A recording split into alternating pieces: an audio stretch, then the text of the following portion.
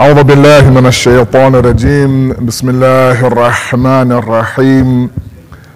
الحمد لله الذي لا يبلغ مدحته القائلون ولا يحصي نعماءه العادون ولا يؤدي حقه المجتحدون، الذي لا يدركه بعد الحمم ولا يناله غوص الفطن، ثم الصلاة والسلام على أشرف الأنبياء والمرسلين، حبيب قلوبنا وطبيب نفوسنا والشفيع ذنوبنا، سيدنا ومولانا أبي القاسم محمد وعلى بيته الطيبين الطاهرين المعصومين المظلومين، لا سيما بقية الله في الأرضين، صاحب العصر والزمان، خليفة الرحمن، إمام الإنس والجان، ولعن الله وعداهم أجمعين إلى يوم الدين. أما بعد، فقد قال الله وقوله الحق: بسم الله الرحمن الرحيم. فصيروا في الأرض فانظروا كيف كان عاقبة المكذبين. صلوا على محمد وآل محمد.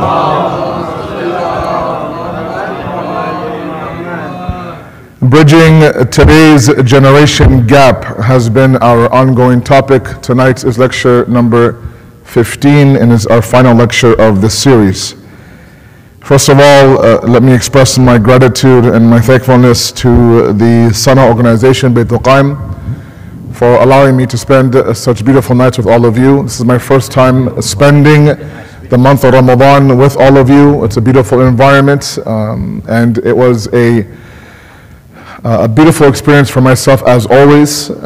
I've been here enough now that this feels like home, and I'd like to thank, of course, the chairman, the directors, the board of trustees, all the elders, of course, for your himmat tafzai and for your encouragement in the last 2 weeks.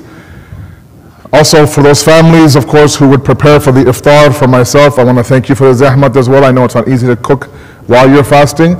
To Dr. Muntazir, who I don't think is here, but if you can pass on the message, Musa, please thank him for looking after my wounds while I'm here as well.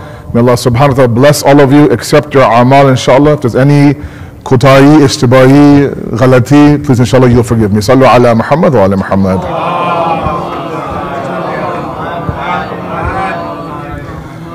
On a second note, we send our congratulations to the Imam of our time, the Rahbar of the Ummah, the Maraji, all of you, on the beautiful day of the Waladat ba Sa'adat of Imam Hassan al-Mushtaba alayhi salatu was-salam. May Allah subhanahu wa ta'ala bless all of you on this beautiful day and the upcoming nights, inshallah. As a third note, it's always a challenge and always a privilege to speak in front of ulama. Alhamdulillah, Shaykh Hasnain Mir is here, who will be the speaker for the second half of the month of Ramadan. With your permission, Shaykh, and I begin for his tawfiq. Wallahu salat ala Muhammad wa ala Muhammad, please.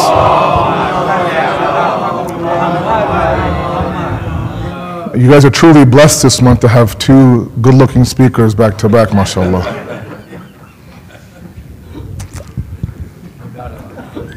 Sallu ala Muhammad wa ala Muhammad.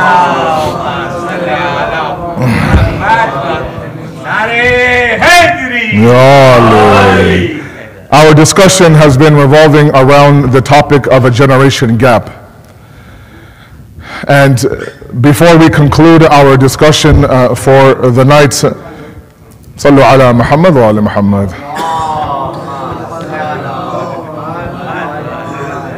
It's important that you fix the clock in front of any alim or speaker, otherwise, mashallah, he'll go until we into the night. Yeah. If it's anything you fix the clock in front of the alim, inshallah. Yes, for sure.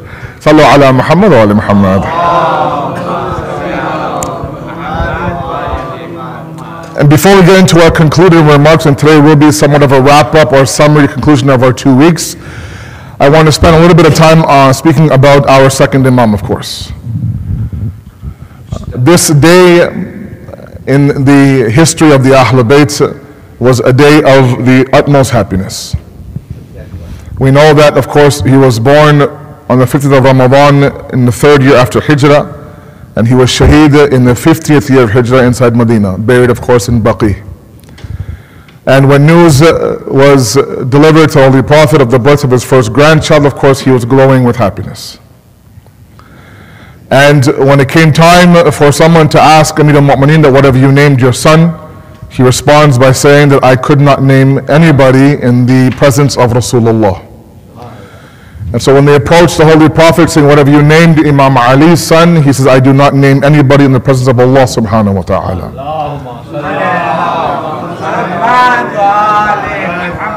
Now there are two traditions that talk about his name. One, of course, is the idea that the name came down directly as Hassan, but the other tradition is that the wahi comes from Allah that tell Ali that Ali is to Muhammad as Harun was to Musa. And Harun, of course, had two sons, Shabbar and Shubair. That you are to name your kid Shabbar, which of course is in Arabic Hassan. Before that, there really wasn't any child named Hassan before. The point I want to make in this small portion of the idea is a lot of you in this room either are, you have small kids or you're expecting children or etc., etc. If it's that much of an importance where the Holy Prophet would not even name the child before Allah, then we understand the importance of giving a newborn child a beautiful name. Nowadays, mashallah, this obsession they have with unique names. Yeah. They call us, myself and Sheikh Hasnain, Maulana, achcha naam bataiye, tell us a good name. The names we have is Ali and Muhammad, Hassan. Name, Maulana. Something unique, right? So we have all sorts of mashallah flavors of names that we have, but if we look in the huquq of the child, one of them is to give your child a good name.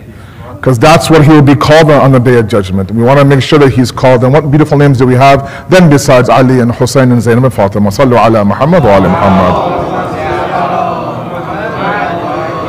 The second point that I want to make about this Imam is that unfortunately throughout history, even today, he's probably one of the most misunderstood and most mazloom Imams that we have inside of the Ahlul Bayt. If you look at some of the history books written within the circles of Islam about Imam Mujtaba, there are some things that are said about him that are hurtful, that are completely fabricated. Whether it's the idea that he was known, na'udhu billah, as an individual who liked to, he was known as a habitual divorcer in history. He would marry a woman, divorce her, marry a woman, divorce her, marry a woman, divorce her. These are things that are written, of course, fabricated inside of history. Or whether it's the fact that he was known as an individual who would, let's say for example, challenge his father Amir al-Mu'mineen about his akhlaq with Uthman ibn Affan, for example. So he was known as an Uthmani, for example, inside history. Or whether he was known, na'udhu billah, as a very soft, peace-loving, weak Imam. Whereas, of course, as opposed to Imam Hussein, of course, who was known as a very strong and a brave and a courageous Imam. And sometimes that happens within our own circles. We call him Shahzade Amn, for example.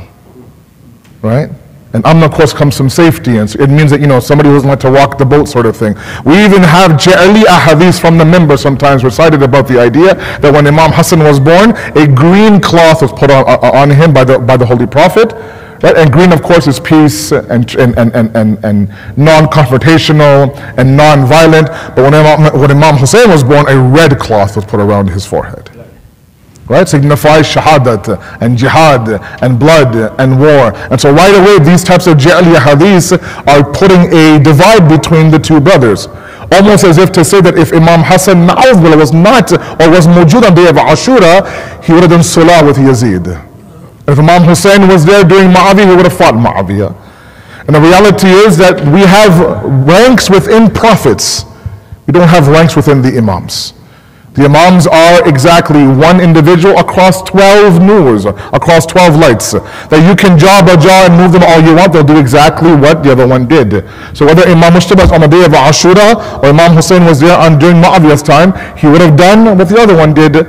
So this idea that Imam Mujtaba was a non-confrontational, weak, he didn't have courage or bravery, of course, is ridiculous. The difference that exists between the two Imams is only one.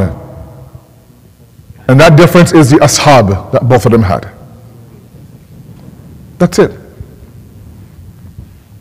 Whereas you have Imam Hussein in the middle of the night, when the candle is blown out, begging his ashab to leave him, saying, you don't need to be here.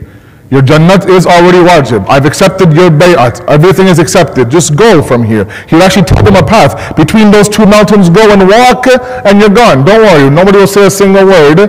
He begged them to go, and he stayed. Imam Mujtaba begged them to stay, and they all left in the middle of the day.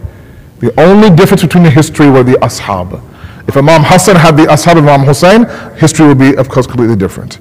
So let's not be individuals who feed into the propaganda of the idea that Imam Mujtaba was one of the weaker imams, na'udhu billah, or that he enjoyed to divorce women, na'udhu billah. These things are all fabricated. Sallu ala Muhammad wa ala Muhammad.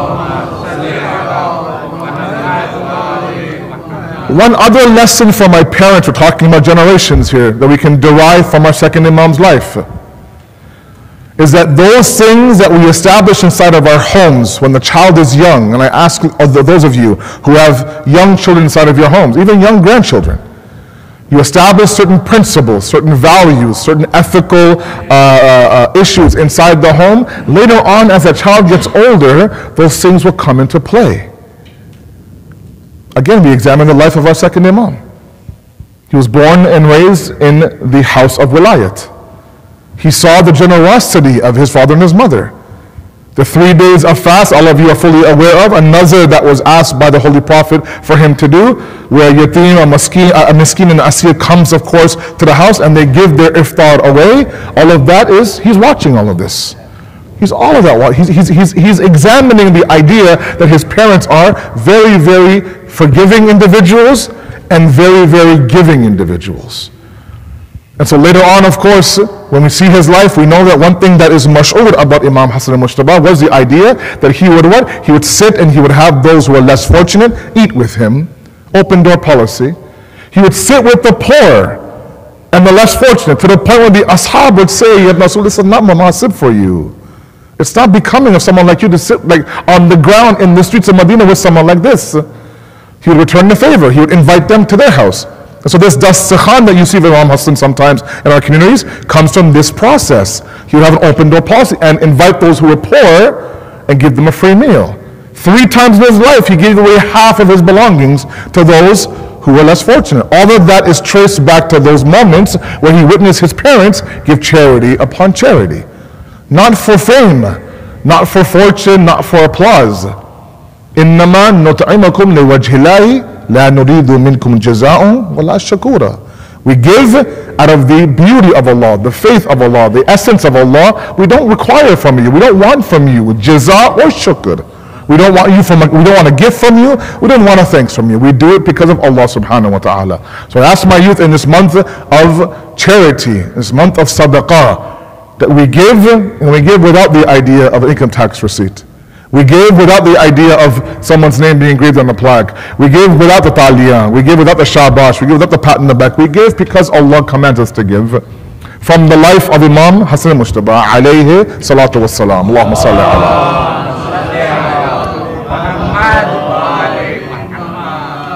And inshallah we'll have a qasida after my speeches before Maghrib, inshallah. In our discussion for the past 2 weeks, my attempt has been to address those issues inside of our homes and inside of our communities that are right now relevant and that are right now consistent across the board. We have talked about things that are delicate in nature and things that are obvious in nature. And I want this to be a concluding message to all of you, to both generations. And I hold both of you responsible for this gap. The elders have a duty to come a little bit forward and leave their culture behind a little bit to the extent, and the youth have to understand where this older generation comes from. Our first discussion, if you remember, was the idea of communication, almost now 12 days ago. We talked about the models of communication from the Quran, right? Qawlan karima and qawlan sadida and qawlan layna. All of that, of course, was presented to all of you. We talked about the importance of listening.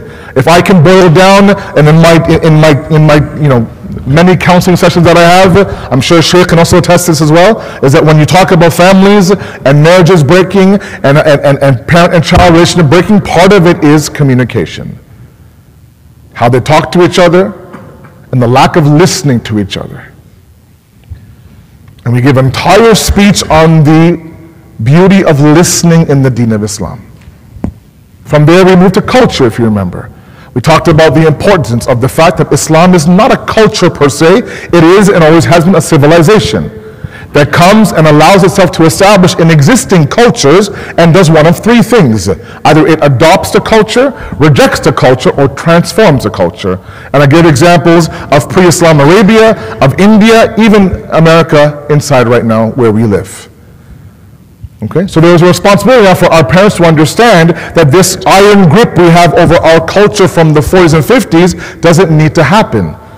The deen is not reliant on that culture. The deen itself is a civilization. There's beauty in this society that we can use, absolutely, but there are things that we can reject. And that led us to a discussion about identity. If you remember our youth session over the weekend, it was a very eye-opening talk for me at least. We were here until about midnight to 1 a.m. And I asked the youth to give me their feedback, and I'm happy I did that. Because there are a couple of things that were very, very obvious to me. And one of them is that we talked about that anxiety and stress and depression inside of our youth today exists partly because they don't have a self-image, or the image of themselves is very, very low. And part of that comes from the pressures of our elders. Part of that comes from the fact that they have no idea who they are. Right? They're not white enough for America, they're not brown enough for our parents. And they're somewhere in between. And both cultures are dying for them to become part of this culture. This culture of America is shoving itself down their throats, hoping that you'll come and you'll accept that culture. Meanwhile, our parents are hoping that they'll learn the language, wear the libas, eat the food, attend those programs that may not have religious significance but has cultural significance. And meanwhile, this child in between has no idea who they are. So like I said before, when they're asked, who are you, where are you from, they have a long list of answers, not one answer. Because they haven't truly identified, neither have they've been presented the idea that Islam itself is an identity. And that if there are cultures that exist around you that feed that identity, Bismillah, we accept that identity, that culture. If it's not, then we reject it, be it from India, Pakistan, or be it from America, it doesn't matter.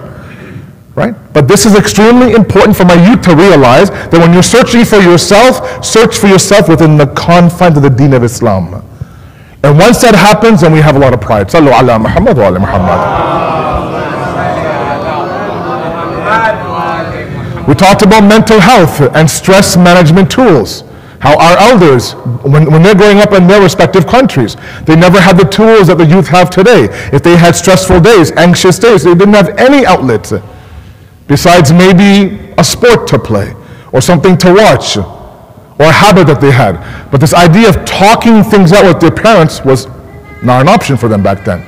As I mentioned, the fathers back in your era weren't really the idea of being receptive towards the idea that Dad, Mom, I had a stressful day today. They wouldn't even accept that from you.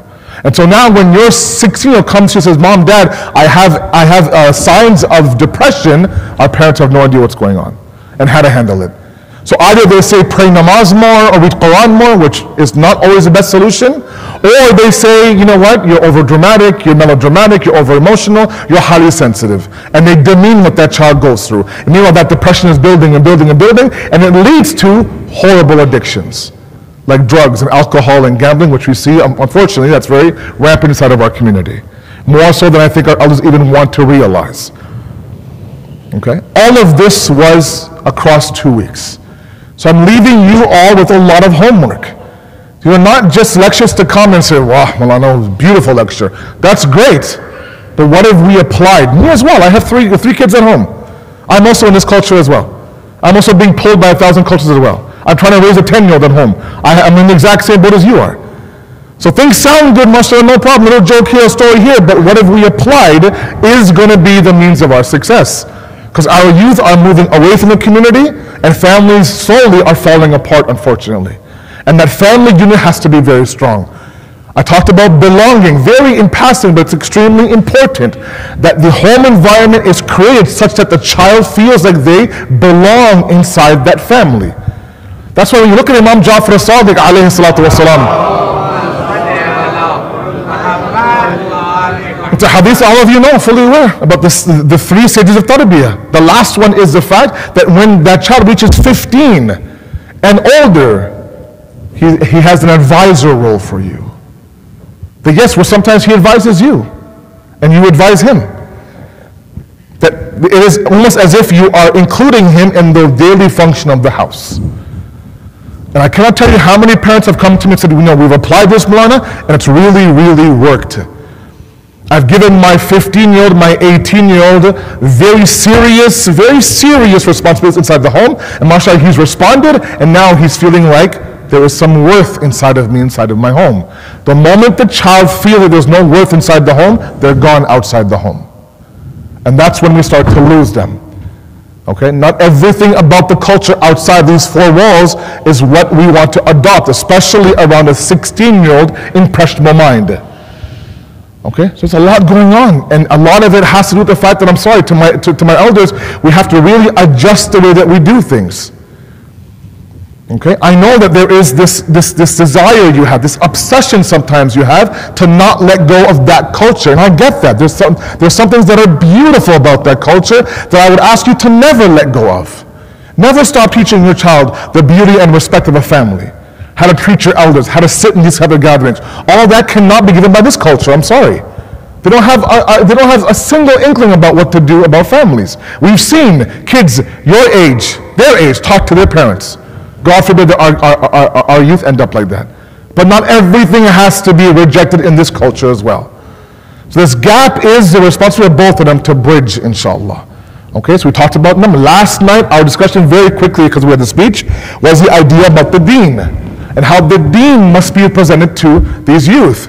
These youth will not simply do everything that you say, and that will continue on for the rest of their life. They'll do things because dad says so, but eventually they're going to reject that and confront it and want proof. And that's where our parents don't have the proof, because they were never given the proof to begin with. The alim said do this, you did that. The dad said do that, you said did that, fine. Right? And I talked about the idea of Nabi Ibrahim in the Quran, where he now approaches his nation. Why do you worship these idols? He says, وَجَدْنَا عَبَاءَنَا لَهَا عَابِدِينَ. We saw our forefathers doing this, so we did it. No proof, no dalil, no burhan, no aqli, no naqli proof, nothing. No.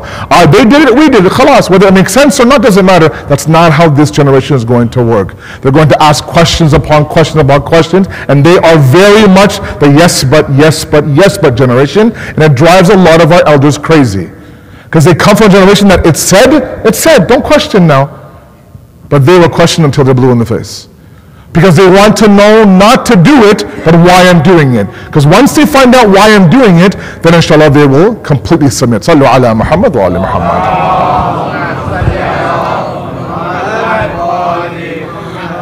So in closing tonight, I really want all of you to understand that what we're after in this generation gap is a balance inside of our life. The best way that you could bridge this gap, whether you are the youth or the elders, is the idea that both of you adopt a balanced lifestyle.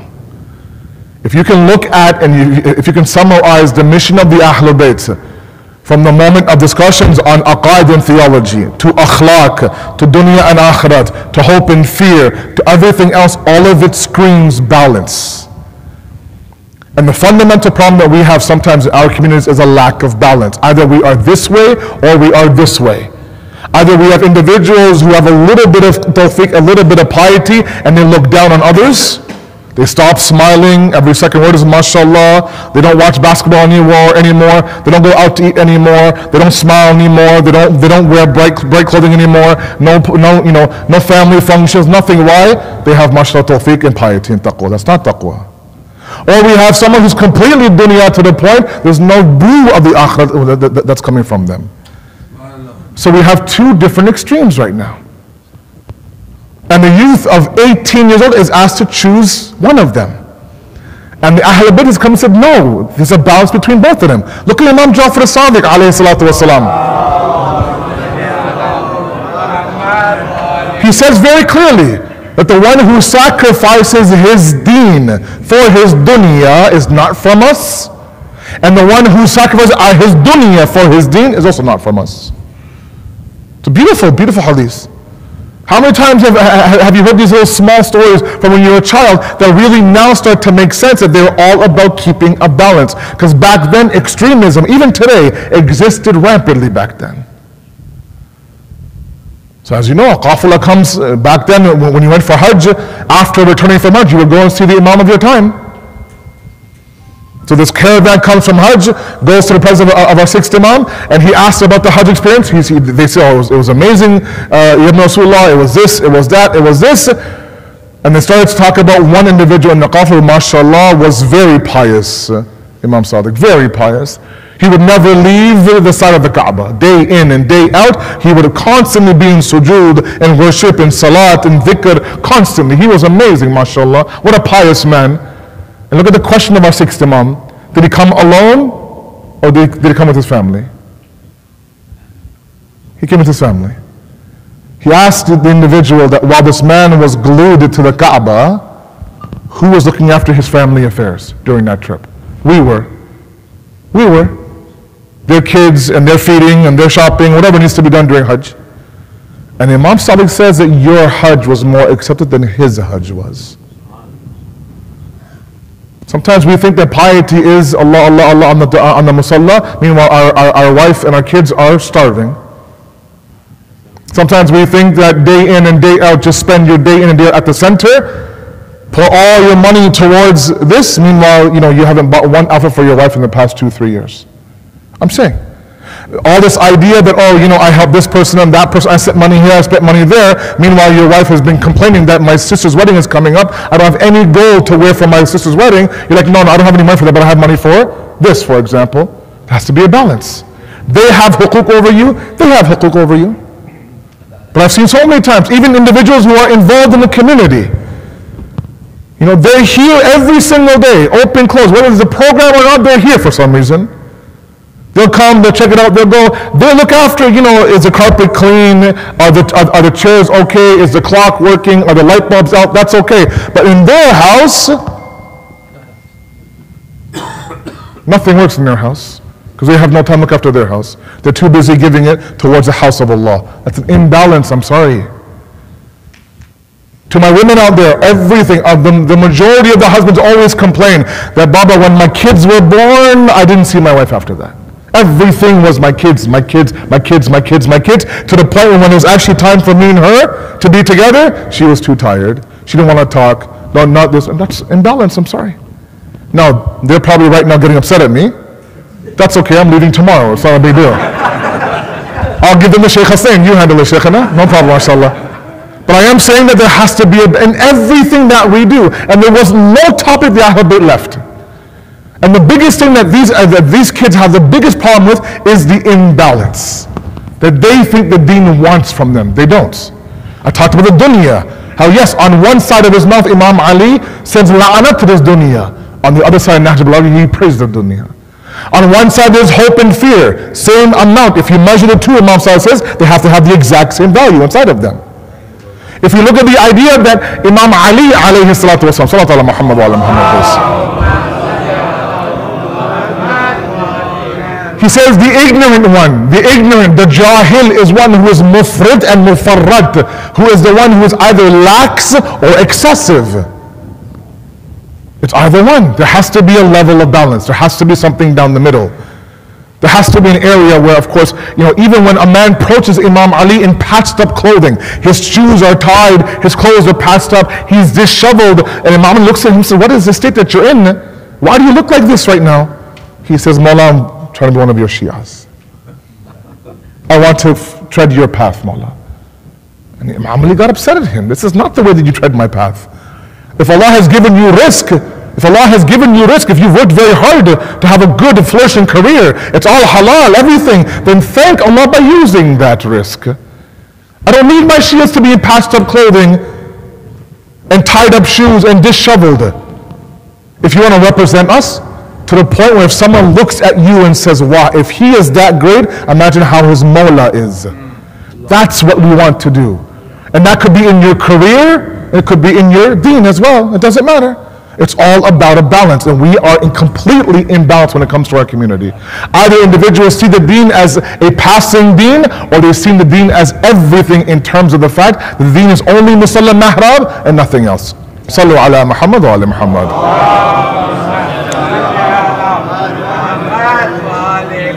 Because we have to understand that if we want to survive in this part of the world, there has to be a balance.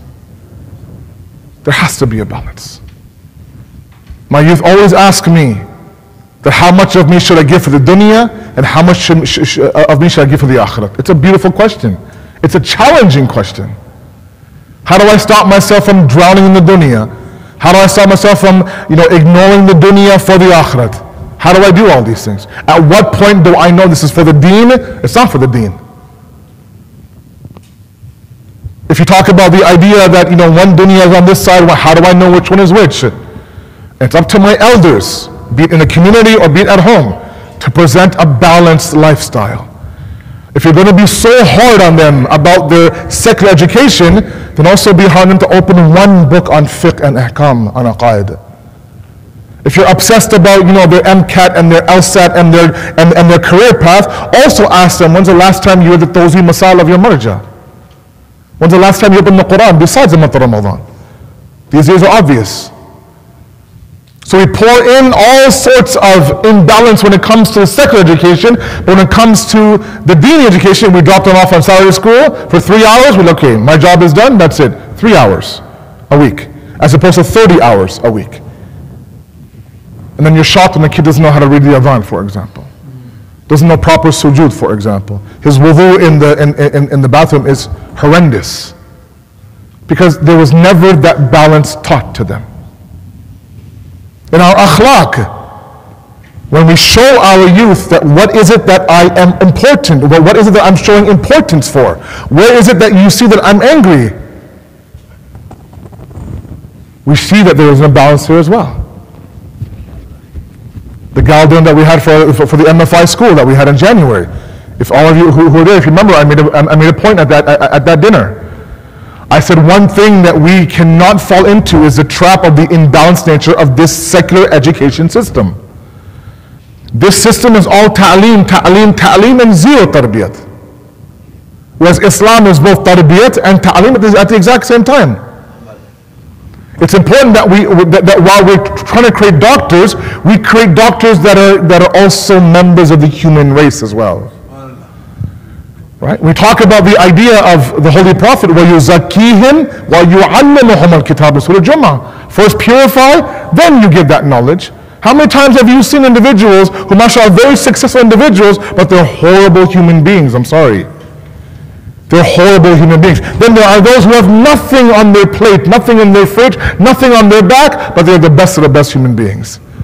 That's why when it comes to an Islamic school, an Islamic style of tarbiyat, you have to do both. Right now what they do is, if a child does not understand a certain equation in math, they'll teach you guys at least 10 times until you get that equation. Over and over and over again, they'll give you practice sheets, they'll give you homework, they'll give you mini quizzes until you get it. If still you have no idea, come and see me after school. I'll sit there and I'll explain it to you. And the teacher will go through hours and hours by themselves, one-on-one, to get this one equation down packed. But once that child misbehaves, they don't teach them behavior, they punish them. And say, go to detention, or go to the principal. So you're giving ta'aleem all its importance and there's zero tarbiyat.